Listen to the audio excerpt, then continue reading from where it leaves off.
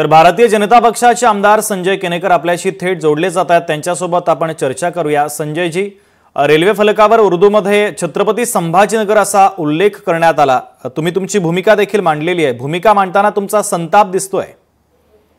खरं तर राजपत्रामध्ये जे नोटिफिकेशन आलं त्यामध्ये त्या भाषेचा उल्लेख नामफलकासाठी केलेला नव्हता, तरी नवीन उपद्व्याप या मुजोर अधिकाऱ्यांनी केला आणि त्याच्यामुळे तो संताप साहजिकच होणे आहे।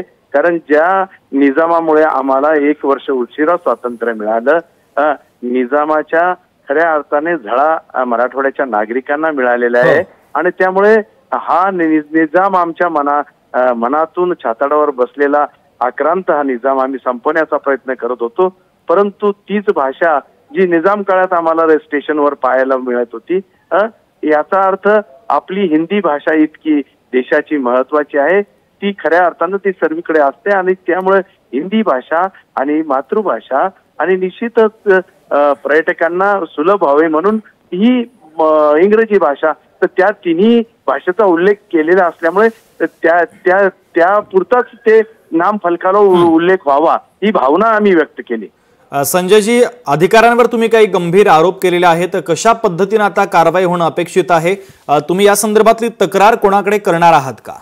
मी रेल्वे मंत्री महोदयांकडे ही तक्रार केली आहे। मी त्यांना तोंडी बोललो आहे की सदरील अधिकाऱ्यांना नसता उपद्व्याप करण्याचं काम केलेलं आहे। खरं तर निजामाच्या जोखडातून आम्हाला निघता आमचा दम गेला होता, परंतु तीच उर्दू भाषा, तीच निजामाची छाप आमच्या उरावर कायम ठेवणारा हा अधिकारी नेमका कोणत्या उद्देशाने हे काम करत होता याची सखोल चौकशी झाली पाहिजे, ही भूमिका घेऊन मी मंत्र्यांकडे कारवाई करण्याची मागणी करत आहे। ठीक आहे संजयजी, अत्यंत महत्त्वाची प्रतिक्रिया पोहोचलेली आहे आणि तुमची भूमिका देखील तुम्ही मांडली। लोकशाही मराठी सोबत तुम्ही संवाद साधला त्याबद्दल धन्यवाद।